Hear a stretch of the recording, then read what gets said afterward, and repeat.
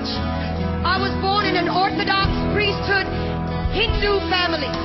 I was born in a Hindu family to Brahmin priests. My grandfather, my great-grandfather, and my great-great-grandfather were Hindu priests. It was unthinkable and offensive for a daughter of a granddaughter of a priest to come away from that system. I was so hungry for God.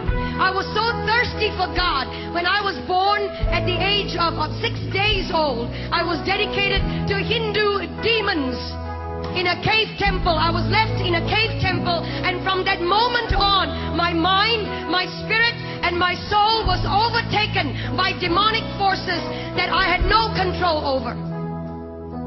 I could not control these forces. They controlled me. Every decision I made, everything I became. I began to learn to worship the names of over 2,000 gods. Over 2,000 gods by memory. It was required of me. It was required of the priesthood. And I, as an obedient daughter of a priest or granddaughter of a priest, I learned the names of 2,000 gods. At the age of 19 or 20, I was so hungry for God, but I did not know His name, where He was, who He is. And so I started a journey of pain and darkness. At the age, in my late teens, in 1920, I became discipled under a witch. And the reason I went into that was not to harm anyone, but to find God. Any which way at all. When you're hungry, you get desperate. And when you're desperate, you will do anything to find God. And so I went after Him.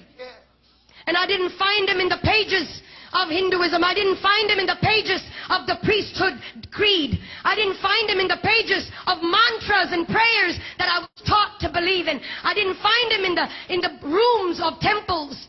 Huge temples. I would go into that and want to look for God. There was one time I was in southern India, and there was in this temple. I went in and I opened the curtain. There was a veil that divided the holy area from the rest of the public. Well, I couldn't wait. I had no authority to go into that area. Only a male priest could go in there. I opened the curtain, and there was a 10-foot idol. 12 arms, 12 faces, myriad number of eyes. He didn't see me. He couldn't hold me. He had eyes and could not see me. Years down the road, I was struck with a demonic pain in my body. From the top of my head to the tips of my feet, I would be in pain. Painkillers and suicide came the order of the day. I took painkillers every day, more than the required dose, just to knock myself out. And in my mind, it was one thought: if I ended my life, I would end the pain. And so I was sitting at the edge of my bed, possibly on the last day of my life on this planet. Sometimes, when it all looks lonely, you feel that nobody really cares. Hear me, young people. He's watching over you. He's watching over you. And it may not be tangible, but He's over you. And He loves you. And He'll come through for you if you would just focus on Him and let the other stuff go.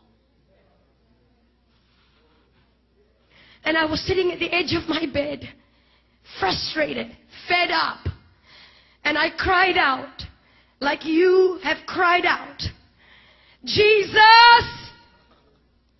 I'd heard of that name when I was growing up. Christmas cards. Christian people that would come to my door and tell me He died for you.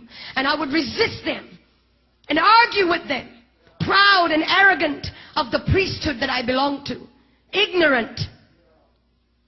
And when I cried out, Jesus, the presence of a holy God began to filter through that room.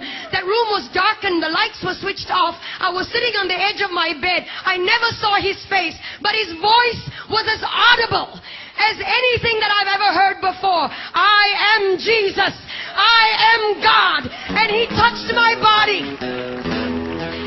No doctor could cure the disease that was in my body. No doctor could heal me.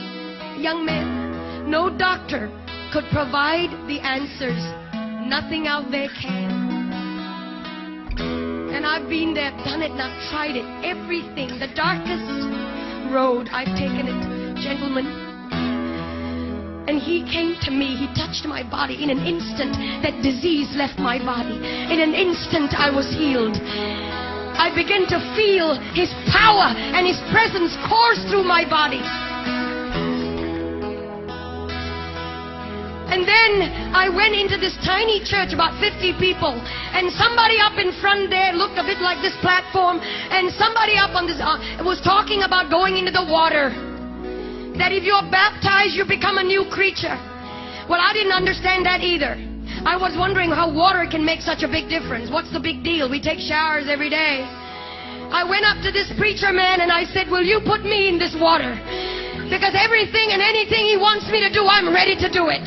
He has set me free. He has healed me. Anything and everything. No matter the price. No matter. And so they put me in that water. When I came out, legions of demonic influences broke free from me. And I was set free, church. And today, depression is going to go. Heart disease is going to flee. Jesus is in this house. He's here. And if you could shout.